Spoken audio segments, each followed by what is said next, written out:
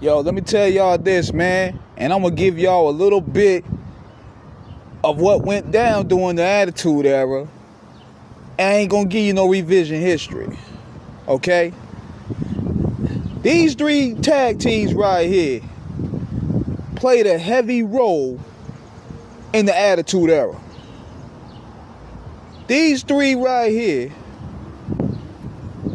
they brought that extreme energy from ECW into the WWE too. And they don't really get a lot of accolades in a way that they should. Edge and Christian, the Dudley Boyz, and the Hardy Boys.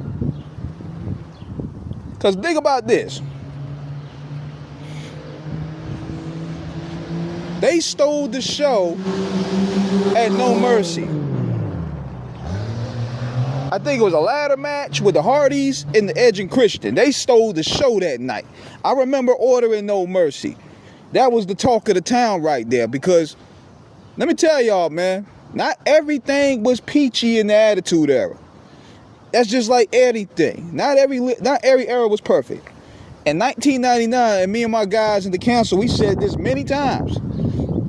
The Attitude Era was kind of like running on fumes. It was getting a bit stale in a way. When did it start getting stale, you may ask, King? Look around 99, ironically, when Triple H start blowing up. When they start really talking about, it's my time is now. Now, granted, he did what he can do as a heel. Think about this. They tried their hardest to put this ass over. We talking about from the moment he turned on DX, they really tried. The Rock tried. Stone Cold, he felt he probably wasn't ready yet. So that's why he ain't really want to do the job. So when it started becoming more so centered around Triple H, the shit started to get a little bit mid. Then you had the Big Boss Man and the Big Show. They main event pay-per-view, even though the Big Boss Man did some of his best work. But the Big Show was still green. And compared to when he was the Giant, he was still green. Then you had Vince McMahon and Triple H main eventing pay-per-views and shit. The tag team division was dead in the water. And then to make matters even worse, Austin was hurt. Foley was hurt. Taker was hurt. The main draws were down. Vince Russo had left. So the shit was running on fumes at this point. So who brought the energy back? The Dudley Boys, Edge and Christian, and the Hardys. Once they started doing that Daredevil shit, they started stealing the show. If you really think about it, go back to the Attitude Era. They had reunited DX. Nobody wanted to see that shit. But the Hardys, they brought that X Games shit to the math. Edge and Christian, they went from the whole vampire golf gimmick to the frat boys gimmick, which was great. It worked for them. And it showed their real character. And the Dudley Boys. The Dudley Boys brought the ECW energy, the extreme energy, into WWE. And they had the most kick-ass matches you could think of. Those ladder matches, those TLC matches, bruh, they stole the show on every of them. Jeff Hardy, he was the charisma enigma, as they would call him. And see, people sleep on Matt Hardy. It's kind of like they giving him the Jey Uso treatment. He's better on the mic than Jeff in a way. But at the same time, he don't get the accolades like that because he ain't as don't have the charismatic look as Jeff.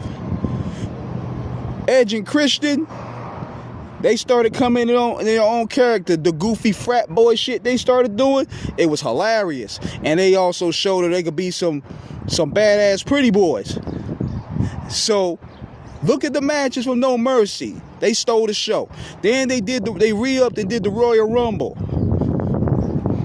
Opening card, I believe. The Hardys versus the Dudleys. Swanton bomb off the damn stage. We ain't seen no shit like that. Aside from when New Jack was diving, but we ain't seen no shit like that in the WWE. Then, tables, ladders, and chairs. They did that in WrestleMania. Then they re-upped the following year, which was their best one. And then you have the highlight reel of Edge spearing Jeff Hardy off the top when he was holding the belts. Shit was crazy. And what people don't know, this was my favorite, because it just based off the storytelling.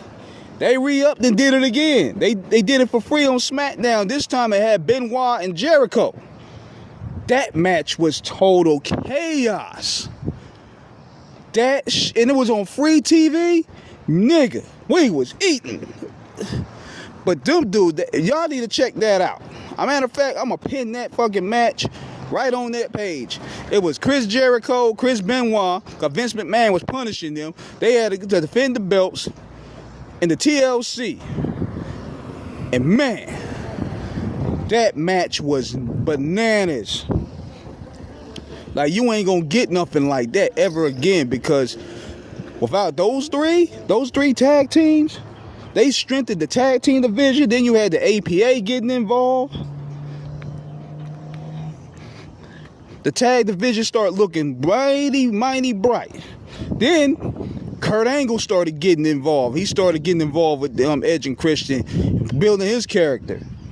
Everybody benefited off one another, and that's what made the Attitude Era great. So, kudos to the Dudley Boys, the Hardy Boys, and Edge and Christian. They put in that work. So, let me know what you guys think in the comment section, man. Subscribe, hit the like button. Peace.